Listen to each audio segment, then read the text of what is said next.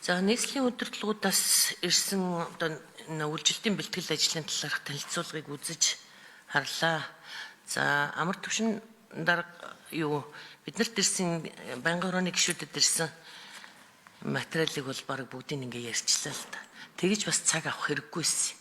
Үүнийхээ оронд юу ярих ёстой байсан бэ гэхээр өнөөдрийн одоо хамгийн тулгамдсан асуудал энэ шахмал түлш болон энэ мэдлэнгийн одоо түлш хоёр янзын түлшний өнөөдрийн одоо энэ хор урхаг тэгээ ард иргэдэс ирж байгаа энэ санал гомдол яг юун дээр чиглэгдээд байна, энийг цаашд яах юм, ямар гарц шийдэл байна, энэ зөөвөрлөлт шахмал түлшний зөөвөрлөлт, тээвэрлэлт, за тэгээд түгээлт, борлуулалтын асуудал, энэ гэр хорооллын цэгүүдийн асуудал очиод үзэхээр зарим цэг нь ажиллахгүй байгаа, түлш хомсдолтой байгаа, хүртээмж аюу муу байгаа, тэгээд шахмал түлшний чанар асар муу байгаа, өмхөн үнэртэй.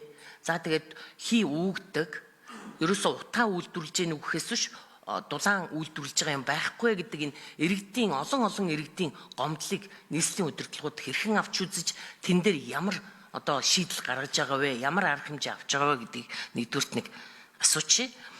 За яг ийм байдлаар явах юм бол энэ гэр хорооллын 24670 өрх, за энэ 715 мянган иргэдийн одоо өвжилтийн асуудал яаж шийдэгдэх юм, яаж энэ өвлийг давах юм, энэ дэр нэг та ер нь хариулт өгөөч гэж хэлмээр байна.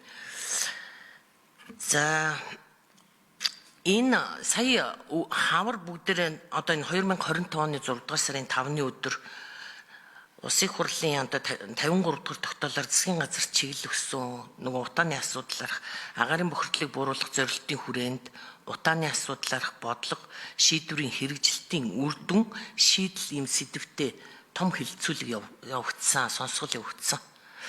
Тэгэхээр энэ хилцүүлгээс гарсан засгийн газарт өгсөн үүрэг чиглэлийн тогтоолын одоо хэрэгжилт ямар байгаа юм? Та яг одоо хид хідэн засгийн газарт яг ямар үүрэг чиглэл өгсөн?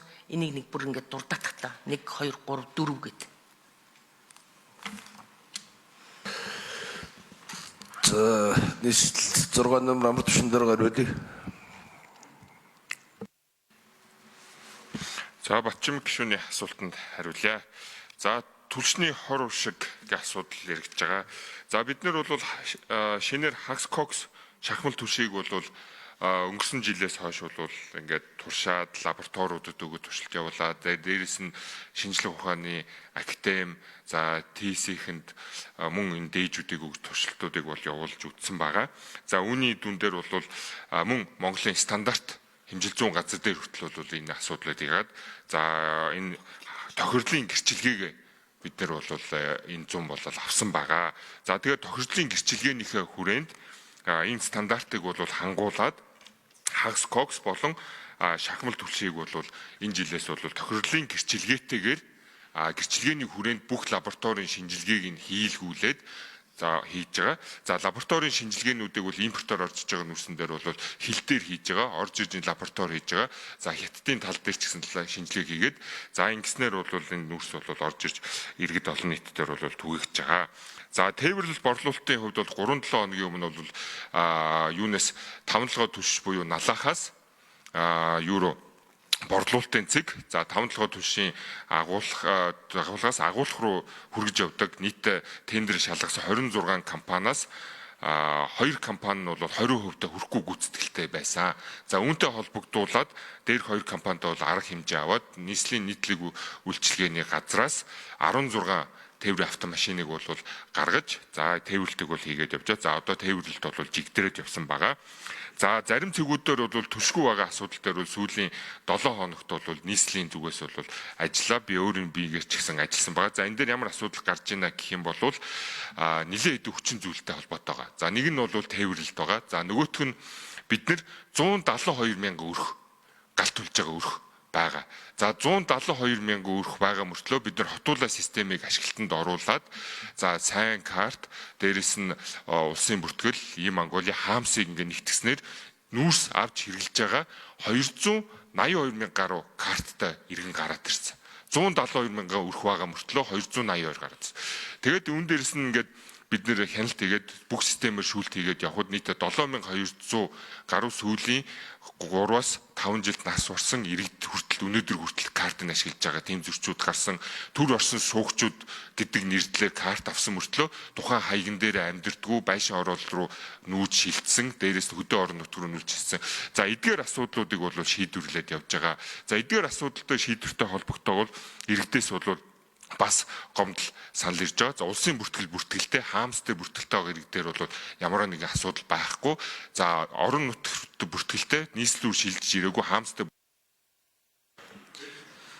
За гүйцэн шаарлаа.